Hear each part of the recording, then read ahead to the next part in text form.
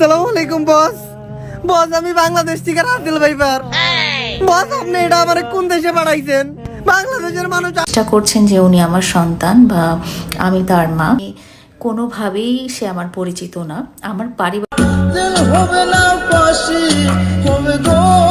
Hello guys, আবারও রাসেল ভাইপাকে নিয়ে এসব কি বললো ওমর। তাছাড়া রাসেল ভাইপাকে নিয়ে কেন তো সমালোচনা হচ্ছে সোশ্যাল মিডিয়ায়। তাছাড়া বাংলাদেশ টিট খেলা নিয়ে ওমর কি বলেছেন, এইসব ভিডিও নিয়ে আপনাদের মাঝে আজকে উপস্থাপন করব। এই ভিডিও তারা দেখতে পারবেন প্রিন্স মামুন এবং লাইলার ছেলে সন্তান ফাঁস হয়ে গেছে এবং তাদের এই ছেলে সন্তানকে নিয়ে লাইলা মুখ খুলেছে এবং প্রিন্স মামুন জেল থেকে বের হয়ে কোথায় আছেন এই সব কিছু জানতে পারবেন আজকের ভিডিওতে।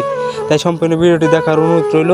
আর হ্যাঁ, যারা আমার চ্যানেলটিকে এখন সাবস্ক্রাইব করেন অবশ্যই চ্যানেলটিকে সাবস্ক্রাইব করে পাশে থাকা বেল আইকনটি বাজিয়ে দিবেন। আর হ্যাঁ, যারা আমার এই ভিডিওটা ফেসবুক পেজ থেকে দেখতেছেন অবশ্যই পেজটি ফলো করতে ভুলবেন না। তো বেশি কথা না বাড়িয়ে চলেন মূল ভিডিওতে চলে যাই। তো চলুন প্রথমে দেখে আসি রাসেল ভাইপাকে নিয়ে ওমর কি বলছে। আসসালামু আলাইকুম বস। বস আমি বাংলাদেশ থেকে রাসেল ভাইপার।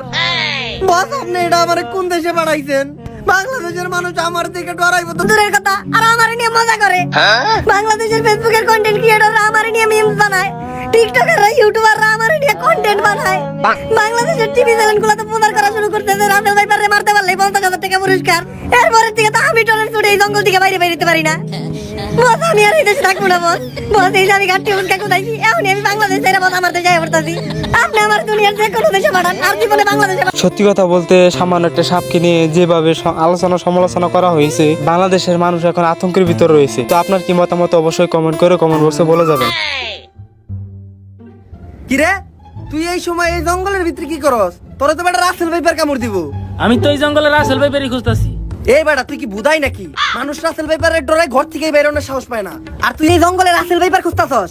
কেন তুই খবর দাস নাই? একটা রাসেল ভাইপার ধরতে পারলে 50,000 টাকা পুরস্কার। তুই ওই সাইডে খুঁজ, আমি এই সাইডে খুঁজতাছি। এই কথা আগে কবি না, আগে। তো যাই হোক বন্ধুরা, অন্যদিকে টিকটকার অর্ণব রাসেল ভাইপাকে নিয়ে কি ভিডিও বানাইছে চলুন দেখে আসি। পার্সোনাল রাসেল ভাইপার সাপে খামচি মারছে। এরকমের পার্সোনাল রাসেল ভাইপার সাপ কার কার আছে অবশ্যই কমেন্টে বলে যাবেন। রাসেল ভাইপাকে নিয়ে মনির অন ফায়ার ফানি ভিডিও বানাইছে চলুন দেখে আসি মনির কি বলে। ভাইপারের আতঙ্কে না যাইতে পারতেছি টয়লেটে, না ঢুকতে পারতেছি ফেসবুকে, না যাইতে পারতেছি জঙ্গলে। কেন ভাই আপনি জঙ্গলে যা কি করবেন? কি করতাম আর হিসু করতাম।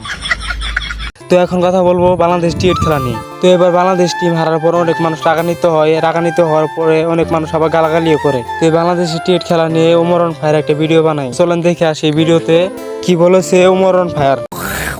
হ্যালো বাংলাদেশ ক্রিকেট বোর্ড, জি আমি সুন্দরবন থেকে রয়্যাল বেঙ্গল টাইগার। ভাই আপনারা কোন তো আপনি করে কেডা কইছে বাংলাদেশের জার্সিতে এই বাঘের ছবি ইউজ করতে? কেডা কইছে আপনি করে বাংলাদেশের জার্সিতে যেই দিন থেকে আপনারা বাঘের ছবি ইউজ করা শুরু করতেন ওই দিন থেকে বাঘের কোনো সম্মান নাই, বনের কোনো মানে আমাকে কোনো সম্মান দেয় না। কোন দেশ থেকে জানি এক রাসেল ভাই বেড়াইছে, ওই রাসেল ভাই বেড়ার এই বাঘের থেকে সম্মান বেশি। সবাই টিটকারি মারে আমার করে নিয়ে, আমরা কোনো জায়গায় মুখ যাইতে পারি না।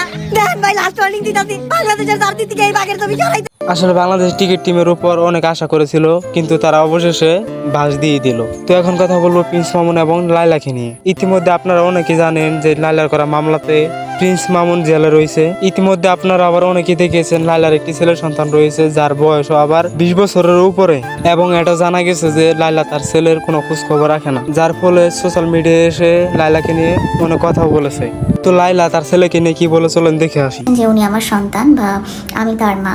তো আমি এই আমার ভিডিও বার্তার মাধ্যমে পরিষ্কারভাবে জানাতে চাই যে ওই ভদ্রলোক বা অর্ণব নামে যে পেজটা, যে ভদ্রলোক যিনি আমাকে তার মা দাবি করছেন বা তাকে আমার সন্তান দাবি করছেন, তাকে আমি কোনোভাবেই সে আমার পরিচিত না। আমার পারিবারিকভাবেও আমার পরিবারের কোনো সদস্য বা আমার বন্ধু বান্ধব বা আমার সারাউন্ডিংসে কোনোভাবেই সে আমাদের সাথে পরিচিত না। এই কথাটা আমি পরিষ্কারভাবে আপনাদেরকে আজকে বলে। লাইলা তার নিজের মুখে কি বললো তা আপনারা শুনতে পারলেন। তো অন্যদিকে আবার শোনা যাচ্ছে প্রিন্স মামুন নাকি কিছুদিনের ভিতরে জেল থেকে ছাড়া পাবে। তো এই বিষয়ে আপনার কি মতামত অবশ্যই কমেন্ট বক্সে বলে যাবেন। তো আজকে ভিডিওটা এই পর্যন্ত। এই ভিডিওটি ভালো লাগলে অবশ্যই চ্যানেলটি সাবস্ক্রাইব করতে ভুলবেন না। আর হ্যাঁ, যারা আমার এই ভিডিওটা ফেসবুক পেজ থেকে দেখতেছেন অবশ্যই পেজটি ফলো করতে ভুলবেন না। তো সবাই ভালো থাকবেন, সুস্থ থাকবেন, আল্লাহ হাফেজ।